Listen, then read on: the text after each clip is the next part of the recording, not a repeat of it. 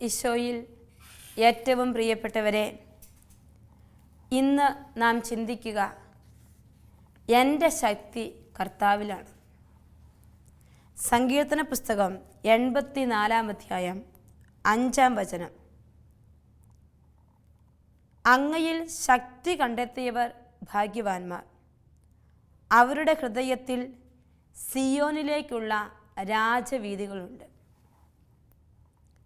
സങ്കീർത്തനത്തിൽ ഇങ്ങനൊരു വചനം എഴുതി വച്ചിരിക്കുകയാണ്. അതൊരു ഗാനമെന്നൊന്നും പറയാൻ നമുക്ക് പറ്റില്ല.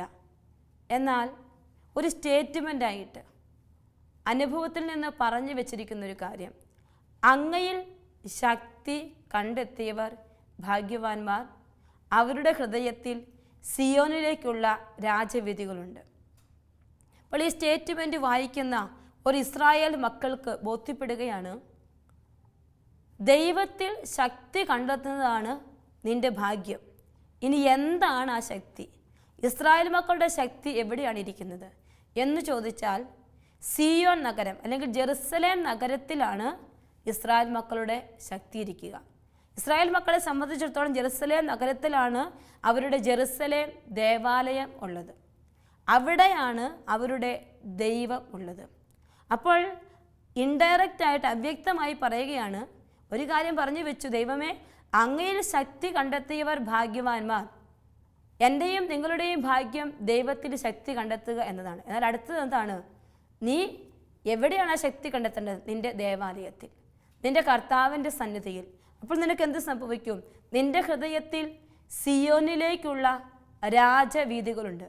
കർത്താവിലേക്ക് എത്താൻ പറ്റുന്ന വിധത്തിൽ നിൻ്റെ ഹൃദയം എപ്പോഴും ഉയർന്നിരിക്കും. അല്ലെങ്കിൽ ഹൃദയം ദൈവത്തോട് അടുത്തിരിക്കുകയാണ്, ഒരു ലിങ്കാണ്. നീ കർത്താവിൻ്റെ ശക്തി കണ്ടെത്തിയാൽ നീയും കർത്താവിൻ്റെ ഹൃദയവും തമ്മിൽ ഒരു വലിയ ബന്ധമുണ്ടായി, ഒരു പാത സൃഷ്ടിച്ചു. അപ്പോൾ നീ എന്ത് ചിന്തിച്ചാൽ അത് കർത്താവ് കണ്ടു, നീ എന്ത് പറഞ്ഞാൽ അത് കർത്താവ് കണ്ടു. അപ്പോൾ നീ ആ ഒരു പാതയിലാണ് ഇരിക്കുന്നത്, ആ രാജവീതിയിലാണ് നീ ഇരിക്കുന്നത്. നിൻ്റെ ഹൃദയം അങ്ങനെ ഒരു രാജവീതി സൃഷ്ടിച്ച് വെച്ചിരിക്കുകയാണ്. അതൊരു വചനം പറഞ്ഞേ, കർത്താവേ അങ്ങയിൽ ശക്തി കണ്ടെത്തിയവർ ഭാഗ്യവാന്മാർ, അവരുടെ ഹൃദയത്തിൽ സിയോനിലേക്കുള്ള രാജവീഥികളുണ്ട്. അപ്പോൾ ദൈവത്തിൽ ശക്തി കണ്ടെത്തിയ ഏതാനും ആളുകളെ നമ്മൾ കാണും. അതിൽ ഇവരൊക്കെ ഈ ശക്തി കണ്ടെത്തി പറയുമ്പോൾ നമുക്ക് ആ വചനങ്ങളൊക്കെ വായിക്കുമ്പോൾ നമുക്ക് തോന്നും, എന്തേ അർത്ഥമില്ലാത്ത പ്രാർത്ഥനകളാണോ ഇവർ പ്രാർത്ഥിക്കുന്നതെന്ന്. ഒന്നാമത്തെ വ്യക്തി നമ്മൾ കാണുക എസ്തേർ രാജ്ഞിയാണ്. ഒരു രാജ്യത്തിൻ്റെ രാജ്ഞി. ഒരു രാജ്യത്തിൻ്റെ രാജ്ഞി ദൈവസന്നിധിയിൽ പ്രാർത്ഥിക്കുന്നതാണ് 14 അധ്യായത്തിൽ നമ്മൾ കാണുന്നത്. എസ്തേർ രാജ്ഞി യഹൂദയായ ഒരു രാജ്ഞിയാണ്. അവൾ രാജാവിൻ്റെ രാജ്ഞിയായി തിരഞ്ഞെടുക്കപ്പെടുന്നു ദൈവനിശ്ചയപ്രകാരം.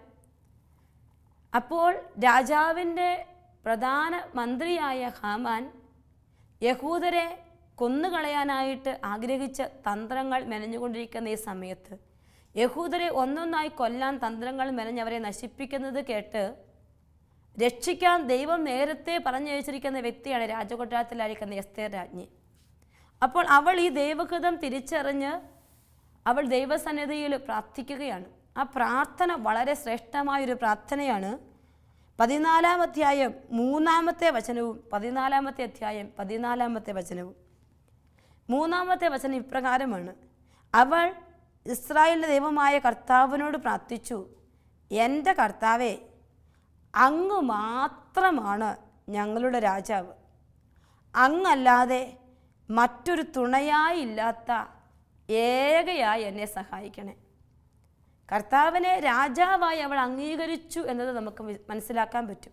അവൾ അടുത്ത കാര്യം അവൾ പറയുക, അങ്ങല്ലാതെ മറ്റാരും തുണയായില്ലാത്ത ഏകയായി എന്നെ സഹായിക്കണേ.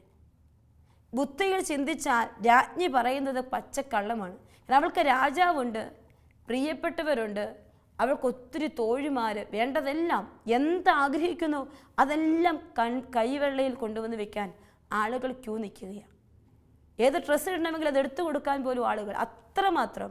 അങ്ങോട്ടും ഇങ്ങോട്ടും ഇടം വലം തിരിയാൻ പറ്റാത്ത വിധത്തിൽ സ്നേഹവും ഒത്തിരിയേറെ സെക്യൂരിറ്റിയും ഒത്തിരി സമ്പത്തും ഒത്തിരി പ്രൗഢിയും പ്രശംസയും ഒക്കെയുള്ള രാജ്ഞി ദൈവസന്നിധിയിൽ പ്രാർത്ഥിക്കുകയാണ്, ദൈവമേ അങ്ങല്ലാതെ മറ്റൊരു തുണയായി ഇല്ലാത്ത ഏകയായി എന്നെ സഹായിക്കണേ. പക്ഷേ ഈ പ്രാർത്ഥനയുടെ ആരംഭത്തിൽ പറയും, എൻ്റെ കർത്താവേ അങ്ങ് മാത്രമാണ് ഞങ്ങളുടെ രാജാവ്. ഒരു വ്യക്തിക്ക് ദൈവം എല്ലാം എന്ന് കണ്ടാൽ മാത്രമേ ഇങ്ങനെ പറയാൻ പറ്റൂ. അല്ലെങ്കിൽ അവന് ചുറ്റും നിൽക്കുന്നതെല്ലാം ദൈവങ്ങളാണ്, എല്ലാം സന്തോഷമാണ്, സമാധാനമാണ്. അപ്പോൾ ഇവൾ ഒരിക്കലും അങ്ങനെ ഒരു പ്രാർത്ഥന വരില്ല. 14-ാമത്തെ വചനം കൂടി നമ്മൾ ശ്രദ്ധിക്കണം. വചനം എങ്ങനെ പറയുകയാണ്, ഞങ്ങളെ രാജാവായ അങ്ങയുടെ കരത്താൽ രക്ഷിക്കണേ. എന്നിട്ട് വീണ്ടും അവൾ പറയുക, കർത്താവേ അങ്ങല്ലാതെ മറ്റൊരു തുണയില്ലാത്ത ഏകയായി എന്നെ സഹായിക്കണേ. പ്രിയപ്പെട്ട ദൈവമക്കളെ, ഈ എസ്തേർ രാജ്ഞി ഇപ്രകാരം പ്രാർത്ഥിച്ചുവെങ്കിൽ, അവൾ ഈ പ്രാർത്ഥന ദൈവസന്നിധിയിൽ ഇറക്കി വെച്ചെങ്കിൽ, ദൈവം നീ മാത്രമേ ഉള്ളൂ, വേറെ ആരുമില്ല, നീ അല്ലാതെ മറ്റാരും തുണയായില്ലാത്ത ഏക എന്നെ സഹായിക്കണേ. എന്ത് സംഭവിച്ചു എന്ന് ചോദിച്ചാൽ, എസ്തേറിൻ്റെ പുസ്തകം മുഴുവൻ നമ്മൾ വായിക്കുമ്പോൾ ഈ പ്രാർത്ഥന സ്വർഗം ഏറ്റെടുത്തു. സ്വർഗത്തിൻ്റെ മുമ്പിൽ പോയി നിന്നിട്ട്, നീ ഒറ്റപ്പെട്ടവനാണേ, നീ പൊട്ടാണേ, നിനക്ക് ആരുമില്ലേ എന്ന് നീ പറയുന്നത് സ്വർഗത്തിന് ഇഷ്ടം. അല്ലാതെ എനിക്കിവരെല്ലാവരും ഉണ്ടെന്ന് പറഞ്ഞ് പോയി നിൽക്കുന്നതല്ല, എനിക്ക് ആരുമില്ല കർത്താവേ, നീ മാത്രമേ ഉള്ളൂ. ഇങ്ങനെ പറഞ്ഞപ്പോൾ സ്വർഗം കേട്ടു. ഹാമാൻ്റെ ദുഷ്ടകൃത്യങ്ങൾക്ക് മുമ്പിൽ ദൈവശക്തി ഇറങ്ങി പ്രവർത്തിക്കണം. എസ്തേർ രാജ്ഞി എന്താണോ രാജാവിനോട് ആവശ്യപ്പെട്ടത് അത് മുഴുവൻ സാധിച്ചു കൊടുത്ത്, യഹൂദരെ കൊല്ലാൻ ശ്രമിച്ച ഹാമാനെ കൊന്ന് അവൻ യഹൂദർക്ക് മർദോക്കായ്ക്ക് വേണ്ടി ഉണ്ടാക്കിയ കുഴിമാടത്തിലേക്ക് ഹാമാനെ കൊന്ന് കുഴിച്ചുമൂടാൻ ഇടയാക്കുകയാണ്. പ്രിയപ്പെട്ടവരെ, ചിന്തിക്കാൻ പറ്റാത്ത ദൈവകരം വെളിപ്പെട്ടത് എസ്തേറിൻ്റെ ഈ എളിമ നിറഞ്ഞ പ്രാർത്ഥനയിലാണ്. ചിന്തിക്കാൻ പറ്റാത്ത വിധത്തിലാണ് ദൈവം ഇടപെട്ടത്. എൻ്റെയും നിങ്ങളുടെയും ജീവിതത്തിൽ സാധ്യതകളൊന്നുമില്ലാത്ത വിധത്തിൽ നീ അസ്തമിച്ചു നിൽക്കുമ്പോൾ, അനന്ത സാധ്യതകൾ ദൈവശക്തിയാൽ വെളിപ്പെടണമെന്ന് നീ ആഗ്രഹിക്കുന്നുണ്ടെങ്കിൽ നീ ഇങ്ങനെ പ്രാർത്ഥിച്ചാൽ മതി. കർത്താവിൻ്റെ ഹൃദയം കീഴടക്കാൻ ഒറ്റ പ്രാർത്ഥനയുള്ളൂ, ദൈവമേ അങ്ങല്ലാതെ വട്ടമങ്ങ് ചുറ്റി കെട്ടിപ്പിടിച്ചേക്കണം, നീ അല്ലാതെ മറ്റാരും തുണയായില്ലാത്ത ഏകയായി എന്നെ സഹായിക്കണേ. ഇത് എസ്തേർ രാജ്ഞിയുടെ പ്രാർത്ഥനയാണ്. ദൈവം ഉത്തരം കൊടുത്തു. ഇനി നമ്മൾ കാണും, മറ്റൊരു വ്യക്തിയെ കാണുകയാണ്. നമ്മളെപ്പോഴും കേട്ടിട്ടുള്ള പറഞ്ഞിട്ടുള്ള ദാവീദ് രാജാവ്. ഒരു രാജ്ഞിയുടെ പ്രാർത്ഥന ഇപ്രകാരം കണ്ടെങ്കിൽ, ഇനി ഒരു രാജാവ് പ്രാർത്ഥിക്കുകയാണ്. സങ്കീർത്തനം 73:25. ഒരുപക്ഷെ വിശുദ്ധ ഗ്രന്ഥത്തിൽ ഞാൻ ഏറ്റവും അധികം ഇഷ്ടപ്പെടുന്നൊരു വചനം, ഒരുപാട് തവണ ഞാൻ പറഞ്ഞിട്ടുള്ളൊരു വചനം ഇതാണ്. 73:25. സ്വർഗത്തിൽ അങ്ങല്ലാതെ ആരാണ് എനിക്കുള്ളത്, ഭൂമിയിലും അങ്ങയല്ലാതെ ഞാൻ ആരെയും ആഗ്രഹിക്കുന്നില്ല. 26-ാമത്തെ വചനം പറയുക, എൻ്റെ ശരീരവും മനസ്സും ക്ഷീണിച്ചു പോയേക്കാം, എന്നാൽ ദൈവമാണ് എൻ്റെ ബലം, അവിടുന്നാണ് എന്നേക്കുമുള്ള എൻ്റെ ഓഹരി. ഒരു രാജാവിൻ്റെ പ്രാർത്ഥനയാണ്. സ്വർഗത്തിൽ അങ്ങല്ലാതെ ആരാണ് എനിക്കുള്ളത്. അവൻ്റെ വിശ്വാസത്തിൻ്റെ ആഴത്തിൽ നിന്ന് പറയുന്നത് നമുക്ക് ചിന്തിക്കാം. അടുത്ത വചനമാണ്, ഭൂമിയിൽ അങ്ങയല്ലാതെ ഞാൻ ആരെയും ആഗ്രഹിക്കുന്നില്ല. ശരിക്കും ദാവീദ് രാജാവിൻ്റെ ജീവിതം പരിശോധിക്കുമ്പോൾ ഉപനാരികളും ഭാര്യമാരും മക്കളും ഏറെയേറെ, രാജകൊട്ടാരം, സമ്പത്ത്, രാജ്യങ്ങൾ ഒത്തിരി വെട്ടിപ്പിടിച്ചു, ഒരുപാട് എല്ലാം കുന്നുകൂട്ടിയിട്ടിരിക്കുക, ഒന്നിനും കുറവില്ല. എന്നിട്ടും ഈ രാജാവ് പറയുകയാണ്, സ്വർഗത്തിൽ അങ്ങല്ലാതെ മറ്റാരാ എനിക്കുള്ളത്, ഭൂമിയിൽ അങ്ങയല്ലാതെ മറ്റാരെയും ഞാൻ ആഗ്രഹിക്കുന്നില്ല. ഇപ്പോൾ മാനുഷിക ബുദ്ധി കൊണ്ട് എസ്തേർ രാജ്ഞിയുടെ പ്രാർത്ഥനയും ഈ ദാവീദ് രാജാവിൻ്റെ പ്രാർത്ഥനയും നോക്കുമ്പോൾ നമുക്ക് തോന്നും, ഇവരൊക്കെ ഹൃദയത്തിൽ നിന്നാണോ പറയുന്നത്, എന്താ ഈ പറയുന്നേ? ഒന്നുമില്ലാത്തൊരു ദരിദ്രൻ ഇത് കേട്ട് കഴിഞ്ഞാൽ ദരിദ്രന് വല്ലാണ്ട് ബുദ്ധിമുട്ട് തോന്നും. ആരും തുണയില്ല, എനിക്ക് നീ മാത്രമേ ഉള്ളൂ. എന്നാൽ ദൈവം ഈ ദാവീദിൻ്റെ പ്രാർത്ഥനയിലും ശക്തമായി ഇടപെട്ട് അനുഗ്രഹിക്കാൻ നമ്മൾ കാണുന്നത്, കൂടെ നിൽക്കുകയാണ്. ഇന്നും ഇസ്രായേൽ മക്കളുടെ ജീവിതത്തിലും മനസ്സിലും ഹൃദയത്തിൽ നിൽക്കുന്ന ഏറ്റവും പ്രധാനപ്പെട്ട രാജാവ് ദാവീദ് രാജാവാണ്. ഈ ദാവീദ് രാജാവിനെയാണ് പുതിയ നിയമത്തിൽ ദാവീദിൻ്റെ പുത്രനായ യേശുവേ എന്ന് പറഞ്ഞു വയ്ക്കുമ്പോൾ പുതിയ നിയമ ജനതയും അത് ഓർക്കുകയാണ്. ഓശാന പാടി നമ്മൾ ആഘോഷിച്ച് പ്രാർത്ഥിക്കുമ്പോഴും ദാവീദിൻ്റെ പുത്രനായ യേശുവേ എന്നാണ് യേശുവിനെ സംബോധന ചെയ്യുക. അപ്പോൾ അത്രമാത്രം ദൈവം തൊട്ട് തിരഞ്ഞെടുത്ത വ്യക്തിയായി ദാവീദ് മാറിയിരിക്കുകയാണ്. അപ്പോൾ ദാവീദിൻ്റെ പ്രാർത്ഥന ഇപ്രകാരം വന്നപ്പോൾ ദൈവം ദാവീദിനെ അനുഗ്രഹിച്ചു കഴിഞ്ഞു. അപ്പോൾ എൻ്റെയും നിങ്ങളുടെയും ജീവിതത്തിൽ അനുഗ്രഹം വേണോ? കർത്താവേ, എനിക്ക് നീ മാത്രമേ ഉള്ളൂ. ഇതാണ് ഏറ്റവും പ്രധാനപ്പെട്ട പ്രാർത്ഥനയായിട്ട് വരേണ്ട ഒരു കാര്യം. അത് ഉള്ളിൽ നിന്ന് വരണം. ഈ ജനം അധരം കൊണ്ട് എന്നെ ബഹുമാനിക്കുന്നു, എന്നാൽ ഇവിടെ ഹൃദയം എന്നിൽ നിന്ന് വളരെ അകലെയാണ് എന്ന് പറയുന്ന ഒരു പ്രവാചക വചനം എന്നെയും നിങ്ങളെയും കുറിച്ച് കേൾക്കാൻ ഇടയാകരുത്. ഈ വചനം ശ്രവിക്കാൻ ചില മക്കൾ ഓർക്കും, ഈ വചനം എഴുതിയെടുത്തിട്ട് ഈ പ്രാർത്ഥന തന്നെ പ്രാർത്ഥിക്കാം. അപ്പോൾ ഈശോ പ്രാർത്ഥിക്കും ഇയാളുടെ ഹൃദയത്തിലേക്ക് നോക്കും. ഹൃദയത്തിൽ എന്താണ്, ഹൃദയത്തിൻ്റെ ഭാവം എന്താണ്, മനോഭാവം എന്താണ്, നമ്മൾ ചിന്തിച്ച് പ്രാർത്ഥിക്കേണ്ട ഒരു കാര്യമാണ്. ഇനി നമ്മൾ കാണും ഒരു രാജാവിൻ്റെ പ്രാർത്ഥന കൊണ്ടു, ഒരു രാജ്ഞിയുടെ പ്രാർത്ഥന കൊണ്ടു. ഇനി നമ്മൾ കാണുക ഒരു സാധാരണ മനുഷ്യൻ്റെ പ്രാർത്ഥനയാണ്. ഒരു സാധാരണ വ്യക്തി, ഒരുപാട് നമ്മളെ മനസ്സിനെ ടച്ച് ചെയ്യുന്നൊരു പ്രാർത്ഥന. ദിനവൃത്താന്തത്തിൻ്റെ 1-ാമത്തെ പുസ്തകം 4-ാമത്തെ അധ്യായം 10-ാമത്തെ വചനം. ദിനവൃത്താന്ത പുസ്തകത്തിൽ ഓരോ വ്യക്തികളുടെയും പരമ്പരയെക്കുറിച്ചും സന്തതികളെക്കുറിച്ചുമൊക്കെ ആദ്യമാദ്യം ഇങ്ങനെ പറഞ്ഞു പോവുകയാണ്. അബ്രാഹത്തിൻ്റെ സന്തതികൾ, യൂദായുടെ സന്തതികൾ, ദാവീദിൻ്റെ സന്തതികൾ.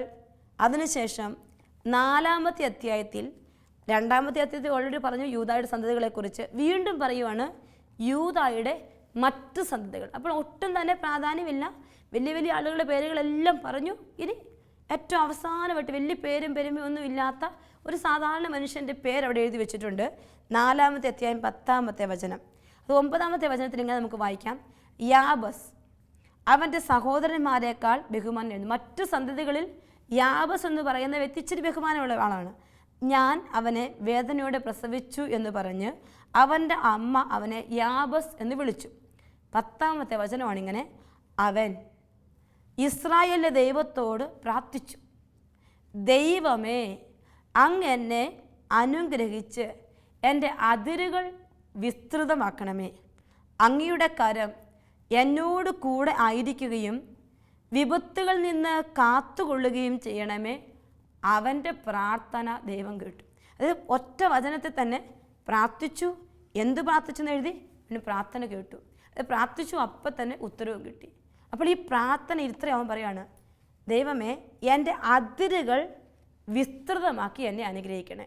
പെട്ടെന്ന് കേൾക്കുമ്പോൾ നമ്മൾ വിചാരിക്കും അവന് കുറേ കൂടി ദേശം കിട്ടണം, കുറേ രാജ്യം കൈയടക്കണം, അതിരാണ്, അത് കുറച്ചുകൂടി വിസ്തൃതമാക്കണം. അതല്ല ഇവിടെ ഈ പ്രാർത്ഥനയുടെ അർത്ഥം. അതായത് പ്രിയപ്പെട്ടവരെ, ദൈവസന്നിധിയിൽ പോയി നിൽക്കുമ്പോൾ നിനക്കൊണ്ട് കുറേ ലിമിറ്റുകൾ, കുറേ ലിമിറ്റേഷൻസ്, കുറവുകൾ ഉള്ള വ്യക്തിയാണ്. ഒരുപക്ഷെ വ്യക്തിപരമായ ജീവിതത്തിൽ ഒരുപാട് കുറവുകളുണ്ടാവും. ദൈവത്തിലേക്ക് ഉയരാൻ പറ്റാത്ത വിധത്തിൽ കർത്താവിനെ മുഴുവനായി അനുഭവിക്കാൻ പറ്റാത്ത അവസ്ഥ, അങ്ങനെ പല പല ലിമിറ്റുകൾ ഉള്ള വ്യക്തിയാണ്. അഹങ്കാരത്തിൻ്റെ മേഖല, അസൂയയുടെ മേഖല, അല്ലെ ദൈവത്തെ ആശ്രയിക്കാൻ പറ്റാത്ത അവസ്ഥ, അല്ലെ പണത്തിൽ മാത്രം കുടുങ്ങിക്കിടക്കുന്ന അവസ്ഥ, സ്വാർത്ഥത. അതായത് ഞാനെന്ന് പറയുന്ന എൻ്റെ ഉള്ളിലെ ദൈവിക സത്തയെ പുറത്തു കൊണ്ടുവരാൻ പറ്റാത്ത വിധത്തിൽ എന്നെ പീഡിപ്പിക്കുന്ന, അല്ലെങ്കിൽ എന്നെ ലിമിറ്റിലാക്കിയിരിക്കുന്ന, എന്നെ കുടുക്കിലാക്കിയിരിക്കുന്ന ചില കുറവുകളുണ്ട് എനിക്ക്. അപ്പം നീ കർത്താവിനോട് ഇന്ന് പ്രാർത്ഥിക്കേണ്ടത് അതാണ്. കർത്താവെ, എൻ്റെ സാമ്പത്തിക മേഖലയിലെ അതിരുകൾ വിസ്തൃതമാക്കണമെന്നല്ല, മറിച്ച് ഞാനെന്ന വ്യക്തിയുടെ ജീവിതത്തിൽ നിന്നിലേക്ക് ഉയരാൻ കഴിയാത്ത വിധത്തിൽ എവിടെയൊക്കെയാണോ ലിമിറ്റുകൾ, എവിടെയൊക്കെയാണോ കുറവുകൾ, ചിലപ്പോൾ ഒത്തിരി രോഗം വന്ന് നീ തകർന്ന് നിരാശപ്പെട്ടു പോയി. അപ്പം നിനക്ക് രോഗം സുഖപ്പെട്ട കുറച്ചുകൂടി കർത്താവിലേക്ക് അടുക്കാൻ പറ്റും, നിനക്കൊരു പ്രതീക്ഷ വരും. അപ്പം അങ്ങനെയാണ് നിൻ്റെ ലിമിറ്റാണ്. അപ്പം നീ കർത്താവിനോട് പറയാം, കർത്താവേ, എൻ്റെ ലിമിറ്റ്, എൻ്റെ അതിരുകൾ എന്താണെന്ന് എന്നേക്കാൾ നന്നായി നിനക്കറിയാം. അപ്പം നീ പ്രാർത്ഥിക്കണം, കർത്താവേ, എൻ്റെ അതിരുകൾ വിസ്തൃതമാക്കണം, നീ എന്നെ അനുഗ്രഹിക്കണം. എന്നിട്ട് അടുത്തൊരു കാര്യം പറയുകയാണ്, അങ്ങയുടെ കരം എന്നോട് കൂടെ ആയിരിക്കുകയും വിപത്തുകളിൽ നിന്ന് എന്നെ കാത്തുകൊള്ളും ചെയ്യണം. ഇവൻ്റെ പ്രാർത്ഥനയിൽ 3 കാര്യങ്ങളേ ഉള്ളൂ. എന്നെ പെർഫെക്റ്റ് ആക്കണേ, എന്നെ പരിപൂർണനാക്കണേ. ഇപ്പം നമ്മുടെ നോമ്പ് കാലത്തൊക്കെ നമ്മളിങ്ങനെ ജീവിച്ച് പ്രാർത്ഥിച്ച് പോകുമ്പോൾ എന്തിനാ ഈ നോമ്പുകൾ, എന്തിനാ ഈ പ്രത്യാഗങ്ങൾ? അത് മറ്റൊന്നിനും വേണ്ടിയല്ല, രോഗസൗഖ്യത്തിന് അതൊക്കെ വന്നോളും. അതിനൊക്കെ അപ്പുറത്തേക്ക് എന്നിൽ അപൂർണതകളുണ്ട്. ആ അപൂർണതകളെ ഞാൻ പൂർണ്ണമാക്കാൻ, പൂർണ്ണതയിലേക്ക് വളരാൻ എന്നെ സഹായിക്കണം എന്നാണ് പ്രാർത്ഥിക്കുന്നത്. അങ്ങനെ കർത്താവ് വചനം പറയണം, മത്തായി 5:48, നിങ്ങളുടെ സ്വർഗസ്ഥനായ പിതാവ് പരിപൂർണനായിരിക്കുന്നത് പോലെ നിങ്ങളും പരിപൂർണ്ണരായിരിക്കും. പരിപൂർണത എന്നിൽ നിന്ന് സ്വർഗം ആഗ്രഹിക്കുന്നുണ്ട്. അപ്പോൾ ആ പരിപൂർണതയിലേക്ക് ഞാൻ നടന്നെടുക്കാൻ സ്വർഗം എന്നെ വിളിക്കുകയാണ്. അപ്പം ഞാൻ ആഗ്രഹിച്ച് പ്രാർത്ഥിക്കണം, കർത്താവെ എന്നെ അനുഗ്രഹിച്ച് എൻ്റെ അതിരുകൾ വിസ്തൃതമാക്കി എന്നെ പെർഫെക്റ്റ് ആക്കണം. അപ്പം നമുക്കറിയാം, വിശുദ്ധ ഗ്രന്ഥത്തിൽ ഈശോ നടന്നു പോകുമ്പോൾ കുഷ്ഠരോഗി വന്നു. അവനെ സംബന്ധിച്ച് അവൻ്റെ അപൂർണത എന്ന് പറയുന്നത് അവൻ്റെ കുഷ്ഠമാണ്. അന്ധം വന്നു, അവനെ സംബന്ധിച്ച് അവൻ്റെ കണ്ണുകളാണ്. കാരണം കർത്താവിനെക്കുറിച്ച് കേട്ട ഒരു അന്ധനാണ് യേശുവിൻ്റെ അടുക്ക വരിക. അപ്പോൾ അവൻ കേട്ടു, ചിന്തിച്ചു, പക്ഷെ അവന് കാണാൻ പറ്റുന്നില്ല. ഈശോയെ കാണാൻ, ഈശോ ഉണ്ട്, ജെറുസലേം നഗരത്തോട് നടന്നു പോകും, പക്ഷേ ഈ കണ്ണുകൊണ്ട് അവന് കാണാൻ പറ്റുന്നില്ല. അപ്പോൾ അവനതൊരു അപൂർണതയുണ്ട്. അപ്പോൾ അവൻ കർത്താവിന് പറയുക, കർത്താവേ എനിക്ക് കാഴ്ച കിട്ടണം, എനിക്ക് നിന്നെ കാണണം, എനിക്ക് കാണണം. അതാണ് അവൻ പറയുക, എനിക്ക് കാണണം എന്നാണ് അവൻ പറയുന്നത്. ആരെ കാണണം? യേശുവിനെ കാണണം. പ്രിയപ്പെട്ടവരെ, നമ്മൾ ഈശോയോട് ഇങ്ങനെയാണ് പ്രാർത്ഥിക്കേണ്ടത്. ഈശോയുടെ മുമ്പിൽ പോയി നിൽക്കുമ്പോൾ എനിക്ക് നീ അല്ലാതെ മറ്റാരുമില്ല, ഏകയായി എന്നെ സഹായിക്കണം. ആവർത്തിച്ച് പറഞ്ഞ് പ്രാർത്ഥിക്കുക. ചില കുടുംബങ്ങൾ ഭർത്താവും ഭാര്യയും മക്കളും ഒക്കെ ഉണ്ട്, പക്ഷേ പലപ്പോഴും ജീവിതത്തിൽ ഒറ്റപ്പെട്ടാണ് നിൽക്കുന്നത്. എത്രയോ ജീവിതങ്ങൾ, ഒരുപാട് പേര് കൂടെയുണ്ട് നിൽക്കുമ്പോഴും ഒറ്റപ്പെട്ട് ജീവിതം പോലും മുന്നോട്ട് കൊണ്ടുപോകാൻ പറ്റാതെ കരയുന്ന ഒരുപാട് ജീവിതങ്ങളെ കണ്ടിട്ടുണ്ട്. അവർ എസ്തേർ പ്രാർത്ഥിച്ചതുപോലെ, ഈ സങ്കീർത്തകൻ പ്രാർത്ഥിച്ചതുപോലെ, ഈ യാബസ് പ്രാർത്ഥിച്ചതുപോലെ പ്രാർത്ഥിച്ചാൽ ഈശോ വരും. ഈശോ വന്ന് നിൻ്റെ അപൂർണതകൾ മാറ്റും, നിന്നെ അനുഗ്രഹിക്കും. നമ്മൾ ഇങ്ങനെ പ്രാർത്ഥിക്കുമ്പോൾ നമ്മുടെ ഹൃദയത്തിൽ, ജീവിതത്തിൽ ആഴപ്പെട്ടൊരു വിശ്വാസം വേണം. വിശ്വാസമില്ലാതെ ചുമ്മാ ഈ വചനം പറഞ്ഞിട്ട് കാര്യമില്ല. വിശ്വാസം വേണം. എനിക്ക് ഈശോ മാത്രമേ ഉള്ളൂ, ഈശോ മാത്രമേ ഉള്ളൂ. അത് നമ്മുടെ മനസ്സിനോട് പറഞ്ഞ് പഠിപ്പിക്കണം. അങ്ങനെ ഒരു വിശ്വാസം ഉണ്ടെങ്കിൽ നീ പിന്നെ ഈശോയുടെ പുറകിൽ നിന്ന് പോകത്തില്ല. അങ്ങനെ ഈശോയുടെ പുറകിൽ നിന്ന് പോകാത്ത ഒരു വ്യക്തിയെ നമ്മൾ കാണും. അതാണ് മത്തായിയുടെ സുവിശേഷം 15-ാം അധ്യായം 21 മുതൽ 28 വരെ വചനങ്ങൾ. പുറകെ പോയി കാനാൻകാരി പുറകെ ചെന്നിട്ട് പറഞ്ഞു, കർത്താവേ, ദാവീദിൻ്റെ പുത്ര എന്നിൽ കനിയണേ. കർത്താവിനെ വിളിച്ചു, എനിക്ക് നീ മാത്രമേ ഉള്ളൂ, നീ മാത്രമേ ഉള്ളൂ, നീ എൻ്റെ മകളെ രക്ഷിച്ചേ പറ്റൂ. വചനം നമ്മൾ വായിക്കാൻ നമുക്കറിയാം, ഞാൻ നിൻ്റെ പിന്നാലെ വരികയാണ്, നീ എൻ്റെ മകളെ രക്ഷിച്ചേ പറ്റൂ എന്ന് പറയുമ്പോൾ ഈശോ തിരിഞ്ഞിട്ട് അവളോട് ആദ്യം പറയും, മക്കൾക്കുള്ള അപ്പമെടുത്ത് നായ്ക്കൾക്ക് എറിഞ്ഞു കൊടുക്കുന്ന ഉചിതമല്ല. എന്നിട്ടും ആ പടിവാതിൽക്കൽ എന്നതുപോലെ ഈശോയുടെ പുറകെ അവൾ നടക്കുമ്പോൾ കർത്താവ് അവളുടെ ജീവിതത്തിലേക്ക് ഇടപെടുക. ഈശോയ്ക്ക് മനസ്സിലാകുവാണ് അവൾക്ക് ഈശോ മാത്രമേ ഉള്ളൂ. അവളുടെ ഫോക്കസ് മൊത്തം ഈശോയിലാണ്. പറഞ്ഞത് മാത്രമല്ല, അവൾ പറഞ്ഞിട്ട് അവൾ ചെയ്യുവാണ്, പുറകെ പോവുക. ആദ്യം വന്ന് പറഞ്ഞു, അപ്പോൾ ഈശോ പറഞ്ഞു, മക്കൾക്കുള്ള അപ്പം ഇവിടുത്തെ നായ്ക്കൾക്ക് എറിഞ്ഞു കൊടുക്കുന്ന ഉചിതമല്ലെന്ന് പറഞ്ഞിട്ടും അവൾ പിന്മാറിയില്ല. അവൾ ഈശോയെ ഫോക്കസ് ചെയ്തു. നീ മാത്രമേ ഉള്ളൂ. കാലെ കെട്ടിപ്പിടിച്ച് വെക്കുക, പോകില്ല. സറണ്ടർ ചെയ്ത് നിന്ന് കൊടുത്തപ്പോൾ അവൾ കർത്താവിനെ പ്രണയിച്ച് പറഞ്ഞു, എന്നെ സഹായിക്കണേ. എന്നിട്ടും ഈശോ കേൾക്കാതിരുന്നപ്പോൾ വീണ്ടും അവൾ പുറകെ ചെന്നപ്പോൾ യേശു പറഞ്ഞു, സ്ത്രീയെ, നിൻ്റെ വിശ്വാസം വലുതാണ്, നീ ആഗ്രഹിക്കുന്ന പോലെ നിനക്ക് ഭവിക്കട്ടെ.